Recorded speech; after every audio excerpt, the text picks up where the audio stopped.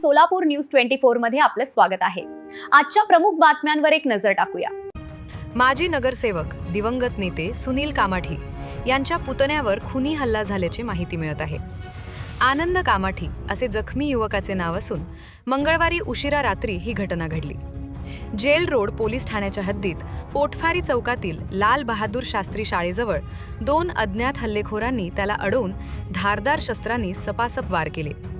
या भीषण हल्ल्यात आनंद कामाठी गंभीर जखमी झाला असून तो घटनास्थळीच कोसळला। हल्ल्यानंतर आरोपी फरार झाले।